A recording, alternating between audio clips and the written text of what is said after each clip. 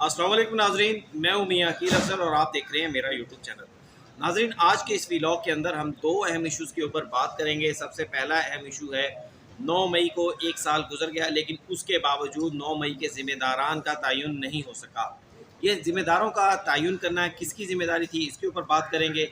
दूसरी बात यह है कि पाकिस्तान तहरीक इंसाफ के मरकज़ी रहनुमा, जिन्हें मैं तो खैर ज़ाती तौर के ऊपर टिकटॉक स्टार भी बोलता हूँ, उन शेर अफजल मरवत, उनके हवाले से मुतज़ाद ख़बरें आ रही हैं। शेर अफजल मरवत का कहना ये है कि जो मौजूदा तहरीक इंसाफ की सियासी क़यादत है वो उन्हें आगे आने नहीं दे रही, उन्हें उनके रास्ते में रुकावटें खड़ी की जा रही हैं, इमरान खान को गलत खबरें पहुँचाई जा रही हैं। जबकि दूसरी जानब से खबरें ये आ रही हैं कि इमरान खान ने खुद उनको आउट कर दिया है। इसके ऊपर बात करेंगे। हमारे साथ आज हमारे सुप्रीम कोर्ट ऑफ पाकिस्तान के रिपोर्टर इब्रार रस्तूरी यहाँ पर मौजूद हैं। काफ़ी सारे खबरें इब्रार रस्तूरी के पास होती हैं। इब्रार, ये बताओ भाई कि 9 मई के वाक़े को पूरा 1 साल हो गया। आज 9 मई का दिन जो है वो यौम सियाह के तौर पर मनाया भी जा रहा है, लेकिन अब तक तहकीकात नहीं हो सकी, किसी भी जो है वो ज़िम्मेदार के ख़िलाफ़ कार्रवाई नहीं हो सकी। क्या वजह है इसकी, क्या क्या तफ़सीलात क्या हैं? अकील भाई, शुक्रिया। मैं आज बता दूं आपको कि 9 मई को एक साल मुकम्मल हो गया और आज बहुत सारे यहाँ पर पॉइंट ऑफ व्यूज़ हैं। हुकूमत यूम सियाह मना रही है और कुछ लोग बरसी मना रहे हैं, कुछ लोग उर्स मना रहे हैं, कुछ लोग रैलियाँ निकाल रहे हैं। और फिर आज भी दोनों तरफ से धमकियाँ जारी हैं। इल्ज़ामात भी हैं, धमकियाँ भी हैं। एक तरफ से कहा जा रहा है कि हम डील नहीं करेंगे, हमसे माफ़ी मांगें। दूसरे वाले कहते हैं हम माफ़ी नहीं मांगेंगे, हमसे डील करें। मतलब धमकियाँ भी दी जा रही हैं, इल्ज़ामात भी लगाए जा रहे हैं। आज भी वहीं उसी जगह हम खड़े हैं जहाँ पर हम 9 मई को पिछले दफ़ा खड़े थे। अभी तक 9 मई अवाम कौन पूछती है कि 9 मई का असल ज़िम्मेदार कौन था? देखें, सिंपल सी बात है, अगर हमने माजी के अपनी तारीख़ से सबक सीखा होता, हमने हकीकत बताई होती, हमने मुताले पाकिस्तान के बजाय हमने अपनी तारीख़ को दुरुस्त सिंपल लेके गए होते, तो आज शायद हमें 9 मई जैसे वाक़यात देखने नहीं पड़ते। यकीनन 9 मई के जो इक़दामात थे, जो इश्यूज़ हुए, उस पर हम सबको जो है वो बुरा लगता है यार कि आप अपने ही मुल्क की तनसीबात पे, अपने ही इदारों पर हमले करें या फिर अपनी ही अवाम पर आप लाठी चार्ज करें, उन्हें गिरफ्तारियाँ करें, उनको मारदार करें।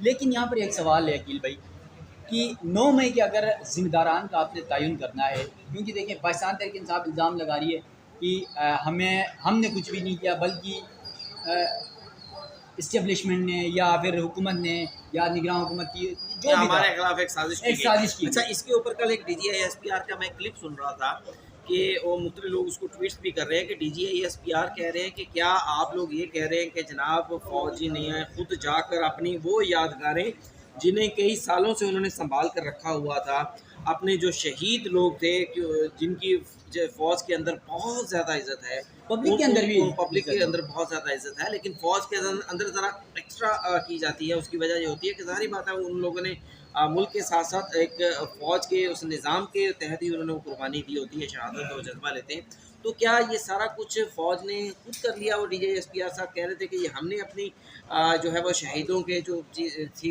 निशानियाँ उनको जलाया, क्या हमने खुद जाकर उन चीज़ों की जो हमारी जो हिस्सा थी हमारी फ़ौज का, हमने उनको जाके तोड़ फोड़ खुद हमने की? ऐसा हो सकता है?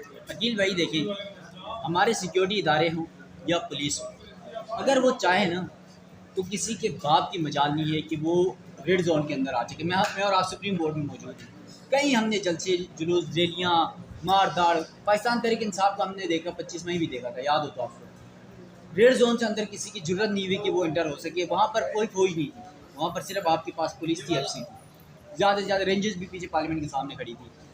किसी की हिम्मत नहीं हुई कि वो रेड जोन के अंदर दाखिल हो सके।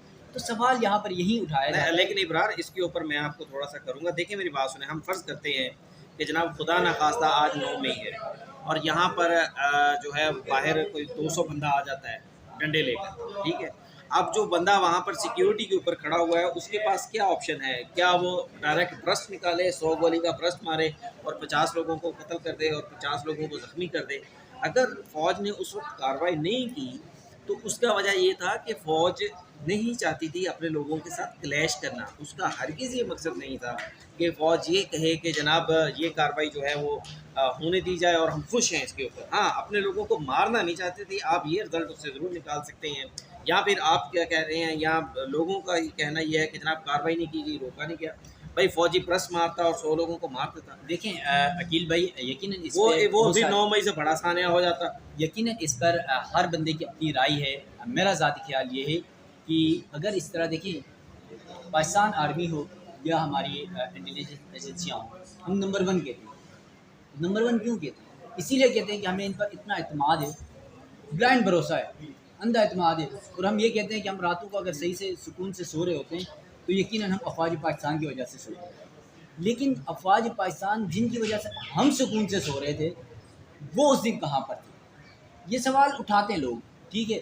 और फिर सबसे आसान इसका जवाब यही है कि जो सवाल आज भी 1 साल बाद भी वो सवाल है कि इसका ज़िम्मेदार कौन था? क्या वाकई पाकिस्तान तहरीक इंसाफ के कारकुनों ने जानबूझ के, या कि उनके कायदीन ने, या इमरान खान के कहने पर ये किया, या फिर किसी ने साजिश के तहत ये करवाया? देखें, इसमें नुकसान किसका हुआ, फ़ायदा किसका हुआ? अब देखें, नुकसान पाकिस्तान का हुआ। नुकसान पाकिस्तान का हुआ, और कुछ पॉलिटिकल आपको फ़ायदे भी बता देता हूँ, नुकसान भी बता देता हूँ। सबसे पहली बात तो ये है कि तनसीबात जहाँ पर भी इमारतें हैं, यार आपके घर में, मैं किसी दूर में नहीं जाता हूँ, आपके घर में भी कैमरा लगा हो, टेक्नोलॉजी का दौर है, वहाँ पर सीसीटीवी कैमरे लगे हुए थे। सीसीटीवी फुटेज मंजर आम पर लेके आए, और जो किरदार है, सर मोबाइल फुटेज है, सर मोबाइल फुटेज है, मोबाइल फुटेज है sir, CCTV footage sir mobile footage है वो। लेकिन आप ये उन देखें, इदारों की सीसी फुटेज, बहुत सारे अहम रहनुमा सियासी जमात तहरीक इंसाफ के वो वीडियो के अंदर नज़र आ रहे हैं। 105 लोगों को उठाया भी गया, कार्रवाई भी की गई।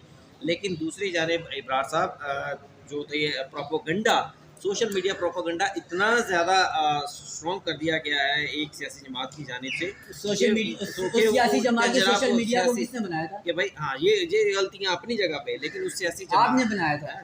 ये सोशल मीडिया भी आपने ही बनाया था। वो तो ज़ाहिर बात है। आपने कल नून लीग के लिए ये सोशल मीडिया टीम बनाई, और फिर वो आपके ही गले पड़ गई। और आज आपको बता दूं, 9 मई के वाक़यात में नुकसान किसका हुआ? पाकिस्तान तहरीक इंसाफ का हुआ, पाकिस्तान फ़ौज का हुआ। पाकिस्तान फ़ौज का जो अमीर था वो डाउन हो गया, ठीक है। मतलब हर मुंह उठा के हर बंदा आज अफवाज पाकिस्तान पर इल्ज़ाम लगाता है, कहता है कि ये फ़ौज जो अपने तनसीबात की, अपनी इमारतों की हिफाजत नहीं कर सकी। यकीनन वहाँ पर जो आपने बात की कि नहीं चाहती थी कि फ़ौज की अपनी ही आवाम से लड़े, यकीनन ये तासुर ज़रूर है। फिर आप ये देख लें कि वहाँ पर फ़ायदा किसको हुआ? उस वक्त भी मुस्लिम लीग में उनको फ़ायदा हुआ, आज भी मुस्लिम लीग में उनको फ़ायदा हुआ। और 9 मई का वो सवाल आज भी सवाल अच्छा, है। इमरान खान जब अपनी तकरीरों में डर्टी हैरी और ये अल्फाज इस्तेमाल करते थे, फिर ये कहते थे, आपको याद है जब सुप्रीम 9 मई के बाद इमरान खान को जब यहाँ पर गिरफ्तार किया गया था, बंदयाल साहब ने यहाँ पर बुलाया, तो मैं भी उस कमरा अदालत प्रोटोकॉल से बुलाया, लेकिन मैं भी यहाँ पर कमरा अदालत में मौजूद था। तो इमरान खान को जस्टिस उमर अता बंदयाल साहब ने और बेंच में शामिल दूसरे मेम्बरान ने 2 से 3 मरतबा कहा कि आप इस वाक़े की जो तोड़-फोड़ की गई है मजम्मत करें। आगे से इमरान खान ने कहा, देखें जो कुछ हो रहा था उसका रिज़ल्ट यही निकलना था। भाई तकरीरें आप कर रहे थे इमरान खान साहब, तकरीरें फ़ौज की जानिब से नहीं की जा रही थी, तकरीरें आप कर रहे थे। और फिर आप बार-बार ये कह रहे थे कि मेरे साथ अगर कुछ हुआ, लोगों को पता है क्या करना है। तो इसका मतलब ये है कि ये कुछ न कुछ पहले प्लान किया गया था कि इस मरतबा कहाँ जाना है, क्या करना है। वरना आम तौर के ऊपर आप देखें, किसी भी सियासी रहनुमा को गिरफ्तार किया जाता है, लोग डीसी ऑफिस के बाहर जाते हैं, लोग पार्लिमान के बाहर जाते हैं। इस दफ़ा लोग कहीं पे भी नहीं गए। अच्छा अकील भाई, आपकी बात काट रहा हूँ, सॉरी। देखिए, ये बात दुरुस्त है कि हो सकता है प्लानिंग ज़रूर थी कि इस मुकाम पर जाके एहतजाज करना है। इसका मैं आपको एक सबूत भी बताता हूँ। एक खातून है, पाकिस्तान तहरीक इंसाफ में होती थी, अब वो पाकिस्तान तहरीक इंसाफ छोड़ चुकी है 9 मई के बाद। कुदरत नियाज़ी उसका नाम है, खातून। उसने कुछ दिन पहले किसी चैनल में बैठ के भी ये बात की, रोस्टिंग में बैठ के, मेरी क्लास फेलो नहीं हुई, तो उस वजह से उनसे मेरे एक दिन डिस्कस हो रहा था। तो उसने बताया कि व्हाट्सएप जो ग्रुप है ना, वहाँ पर इन लोगों को इंस्ट्रक्शन दी गई थी कि फ़िला जगह में जाके एहतजाज करना। वो कहती आज भी मेरे पास वो व्हाट्सएप जो स्क्रीनशॉट है, कवल शोज़ब, मैं आपको बता रहा हूँ, कवल शोज़ब की स्क्रीनशॉट आज भी हमारे पास मौजूद है। वो आपको मैं नाम मैंने बता दिया खातून, ठीक है। वो पाकिस्तान तहरीक इंसाफ छोड़ चुकी है 9 मई के वाक़यात के बाद। उसने इसी बुनियाद पर छोड़ा कि जो अपनी अफवाज के, जो अपने शोधा के, जो आपके शोधा की इमारतें या जो कब्रें हैं अगर उन पर हमले करते हैं, यादगारें यादगारें उन पर हमले करते हैं, तो उनके साथ मेरा नहीं, वो छोड़ गई। ठीक है, कुछ हद तक ये ज़रूर है कि ये हुआ था, प्लानिंग के तहत हुआ था कि हमने यहाँ यहाँ एहतजाज करना है। लेकिन फिर आप देखिए जब मजमुआ इकट्ठा होता है फिर तो वो किसी के कंट्रोल में। फिर किसी के कंट्रोल में नहीं होता। अगर एक पत्थर कोई बंदा पत्थर मारे ना, तो उसके बाद फिर लाठियाँ भी चलनी है, फिर लातें भी चलनी है, गोलियाँ भी चलनी, सब कुछ चलना होता है। तो ये नहीं कह सकते कि इसका प्लान था, उसका प्लान था। लेकिन एक चीज़ आप बता दूँ, का आपने जब बात की ना DGSPR की प्रेस कॉन्फ्रेंस की, बड़ी अच्छी बात की है दोनों तरफ से। ये पाकिस्तान तहरीक इंसाफ इमरान खान के कल के साथियों से जो अडियाला जेल से बात हुई वो, और DGSPR की कि जुडिशल कमीशन बनना चाहिए। DGSPR साहब ने कहा 9 मई के वाक़यात के ऊपर, और इमरान खान ने उसको वेलकम कहा। उसने कहा कि बात ठीक है, हम इस बात पर एग्री है कि जुडिशल कमीशन बनना चाहिए। यकीनन जुडिशल कमीशन बनी।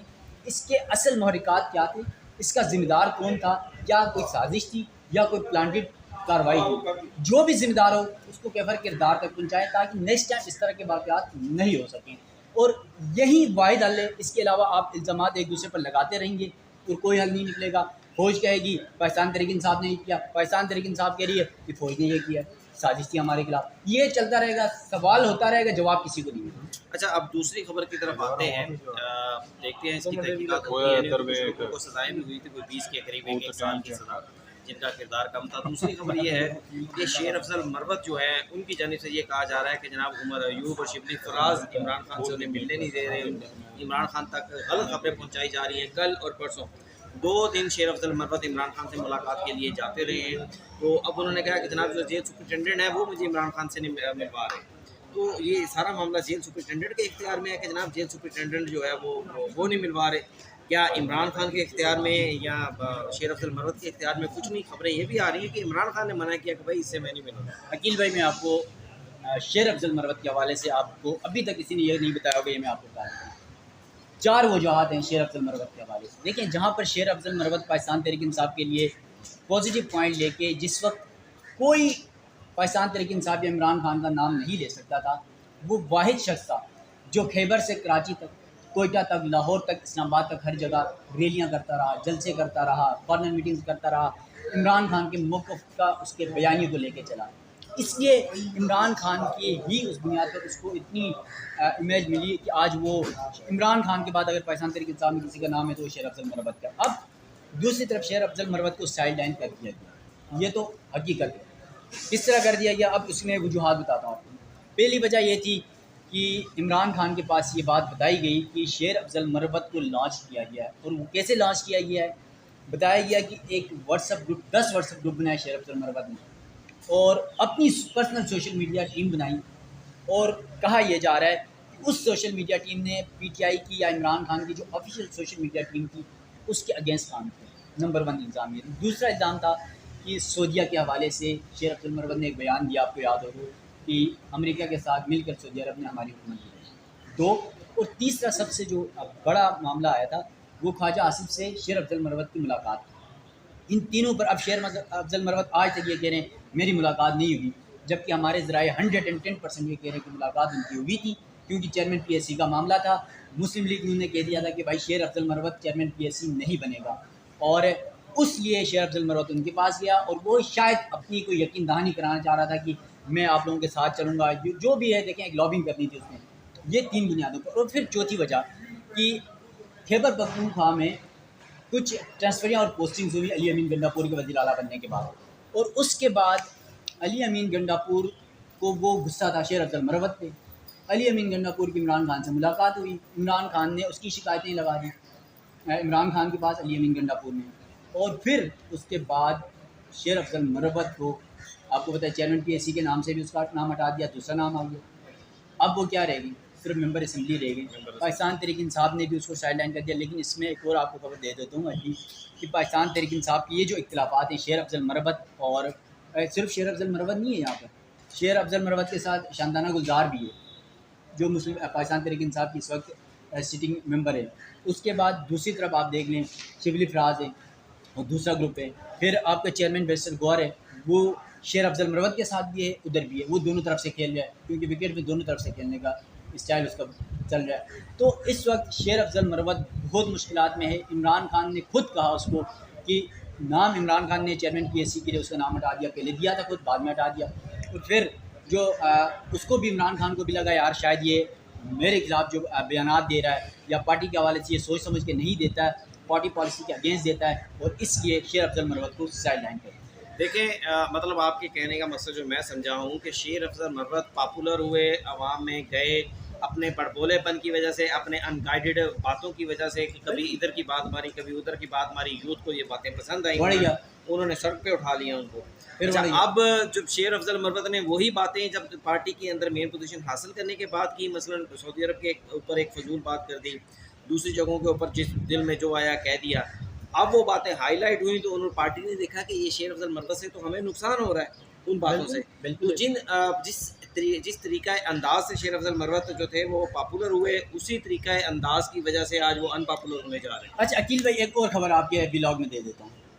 इमरान खान से कुछ दिन पहले की बात है, कुछ अहम रहनुमाओं की मुलाकात हुई। उसमें इमरान खान को बताया गया शिबली फराज के हवाले से कि ये भी अब एजेंसियों की गोद में जा चुका है, उनकी बात सुनता है। तो इमरान खान ने कहा अगर शिबली फराज जा चुका है तो समझे पाकिस्तान तहरीक इंसाफ खाली होगा, क्योंकि इतना ट्रस्ट था शिबली फराज में इमरान खान को। वो ये समझते हैं कि अगर शिबली फराज मेरे साथ वफादारी नहीं निभा सकता तो फिर पाकिस्तान तहरीक इंसाफ के अंदर कोई वफादारी नहीं निभा सकता। अब पाकिस्तान तहरीक इंसाफ बदकिस्मती ये है, मुश्किलात ज़रूर है पाकिस्तान तहरीक इंसाफ को, लेकिन एक दूसरे पर जो रहनुमा हैं वो इल्ज़ाम लगा रहे हैं, एक दूसरे को नीचा दिखाने की कोशिश कर रहे हैं। इमरान खान के पास जो भी जाता है वो दूसरे की शिकायतें लगाता है, मुनाफिकतें करता है और अपनी तारीफ़ें करता है। दूसरे दिन दूसरा जाता है वो करता है। इस वक्त जब तक इमरान खान जेल में है, पाकिस्तान तहरीक इंसाफ में ये लड़ाइयाँ चलती रहेंगी, और जब इमरान खान बाहर आएगा, मुमकिन है देखें फिर इमरान खान आता है तो उसके बाद फिर न शिबली फराज होगा ना फिर बैरिस्टर गौहर होगा, क्योंकि मर्ज़ी इमरान खान की चलेगी। अभी तो इमरान खान से जो जाके मिलता है